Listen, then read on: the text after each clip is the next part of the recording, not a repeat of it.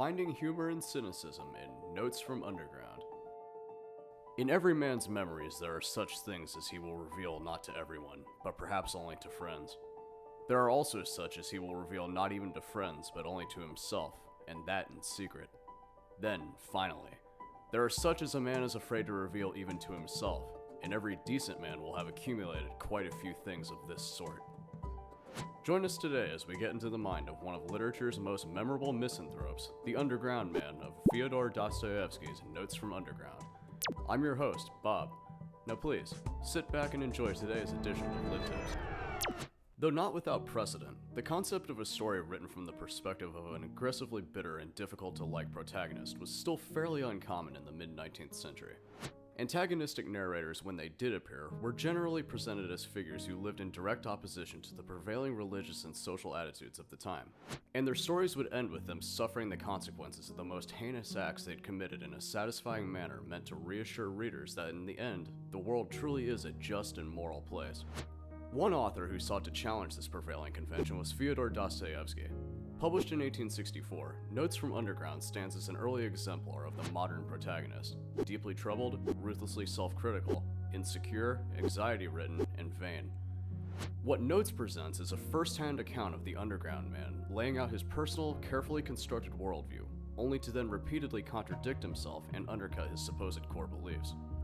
A century and a half later, it remains a poignant, relevant meditation on both society and how individuals choose to skew their experiences within that society to fit into their own pre-existing notions. It is also a comedic masterpiece whose influence on modern culture is nearly inescapable once you know where to look for it. The Underground Man, in his own words, lays out a case for why his life has left him the callous, empty shell of a human being that he has become. It's not hard to figure out why he's in the lonely state we find him in. He thinks of himself as living on the fringe of society despite having retired from a comfortable civil service post that has left him with the means to retain a servant. He lives in squalid conditions that seem to reflect personal apathy rather than economic plight. He rattles off a list of grievances against his fellow citizens whom he perceives as hopelessly naive and unreasonable. Left only to his own diaries and without anyone with whom to present his ideas, and thereby risk having them challenged, he descends deeper and deeper into the echo chamber of his own thoughts. Rather than offering any sort of solution to the problems he identifies, he remains immobile, content to complain and look down on those less enlightened than himself until feelings of guilt toward his own inaction creep in. When these sentiments become too much to bear, he turns his critical barbs on himself and the cycle begins anew. Nearly 20 years before Notes, Edgar Allan Poe published The Cask of Amontillado. In that story, the narrator is an Italian nobleman named Montresor, who regales the reader with his execution of an elaborate plot to lure a former friend who has wronged him into getting drunk so that Montresor can seal him away forever in a tomb of his own design. Montresor describes the occasional feelings of guilt he experiences while planning and committing the act, but ultimately he convinces himself that he was in the right and he gets to enjoy his machinations coming to fruition. Poe wanted his readers to accept that, like it or not, if a narrator is eloquent and charismatic enough, they would happily listen to his detailed admission of a horrific crime. The Underground Man, like Montresor, obsessively fixates on perceived personal affronts and fantasizes of elaborate revenge schemes. There are many key differences between the two characters, however, not the least of which are their stations in life and the eras in which they live. Montresor and his victim are both elites removed from the societal majority to which they already see themselves by birthright as being above, a notion that is reinforced by said majority's deference to Montresor and other members of his class. In other words, Montresor has no trouble rationalizing and justifying his actions as a means of defending his own honor. The Underground Man, on the other hand, is just another bureaucrat, a cog in the machine whose awareness of this fact has brought him to the brink of existential crisis. The Underground Man relays a series of anecdotes that occurred when he was in his early 20s. As he puts it, "My life then was already gloomy, disorderly, and solitary to the point of savagery." In the first anecdote, he details his plan to get one over on an official who day after day refuses to acknowledge him when they cross paths on the street. The Underground Man refuses to let this act of disrespect go unchallenged. The official's transgressions stew and fester as he plays them out over and over until he finally decides how he will get back at the man. He isn't driven to the point of murderous rage as in the case of Montresor, but is overwhelmed with a much more banal and relatable feeling: spite. The Underground Man borrows money to buy an expensive coat which he is convinced will display him to the world as a man of class who is worthy of respect. Finally, the day arrives when he wears the coat as he encounters the official. They pass each other, and the underground man purposely bumps into the official, an act which he believes will assert that they are on equal social footing and possibly even elicit an apology. Things don't quite work out as planned when the official doesn't even notice that the underground man has walked into him and continues down the street as if nothing had happened at all. The underground man is left stunned by the official's indifference and faced with the realization that his weeks spent working out his petty stratagem ultimately led to absolutely nothing. In another sequence, the underground man recalls a time when he still had a semblance of a social circle, though one that was quickly growing tired of him. He is invited to a small going-away party for an old school friend who is leaving the city for a new job.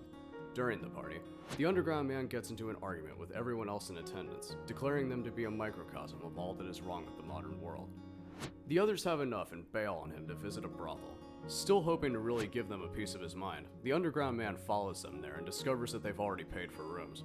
He in turn pays for the services of a prostitute named Lysa. To his surprise, in her he seems to have finally found someone willing to listen and take to heart his endless musings. He outlines to her the hopelessness of her situation, dispelling the innocent, youthful optimism which Lysa initially displays. Having never been spoken to about the world in such a way, she experiences a moment of clarity. The underground man leaves his address with her, and it seems he has finally found a companion who can see beyond his caustic exterior to the wounded but salvageable soul within. Lysa appears at his apartment days later.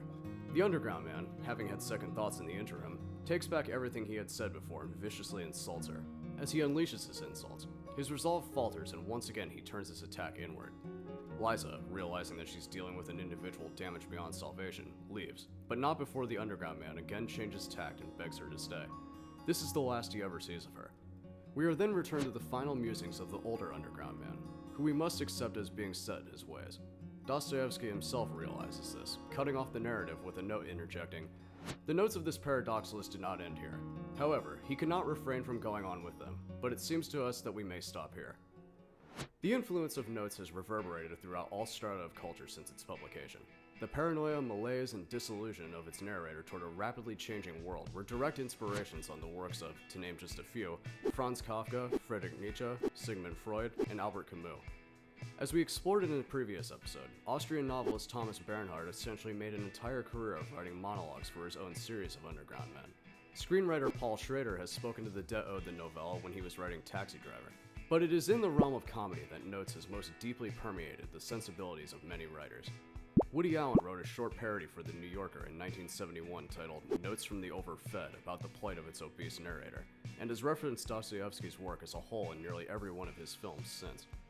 Larry David has created two direct descendants of Dostoyevsky's Underground Man, with George Costanza in Seinfeld, and his own self-deprecating persona in Curb Your Enthusiasm.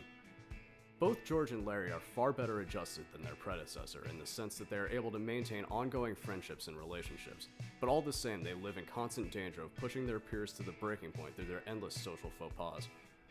And the similarities don't end there.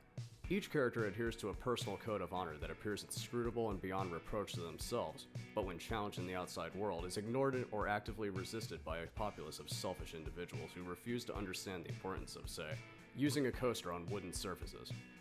Dostoyevsky with Notes from Underground presented readers with a character who at once feels nothing but contempt for society while simultaneously being ignored by it. The underground man holds no position of power, influence, or notoriety. Rendered impotent and feckless by an unforgiving reality, he retreats into his writings in a diary not intended to be read by anyone else, a fathomless void where he has final say. He is, as Travis Bickle describes himself, God's lonely man, but stuck on an even more isolated plane where the sociopathic actions of a Bickle or Montresor are unthinkable, and where he is totally bereft of the endearing qualities that let George and Larry's friends cut them some slack. He is for sure pitiable, but it can't be ignored that he's his own worst enemy. That is my conviction of 40 years. I am 40 years old now, and you know 40 years is a whole lifetime. You know it is extreme old age. To live longer than 40 years is bad manners, is vulgar, immoral. Who does live beyond 40? Answer that, sincerely and honestly. I will tell you who do. Fools and worthless fellows. I tell all old men that to their face. All these venerable old men. All these silver-haired and reverend seniors. I tell the whole world that to its face. I have a right to say so, for I shall go on living to 60 myself, to 70, to 80. Stay. Let me take a breath. We hope that you enjoyed this edition of Lit Tips. As always, hit that like button if you like what we're doing, subscribe for more videos on literature from your favorites to the plain obscure, hit that bell if you want to be notified when videos drop, And leave a comment with your thoughts on this video, along with suggestions for any books or authors you would like us to cover in future episodes. Until next time, keep reading.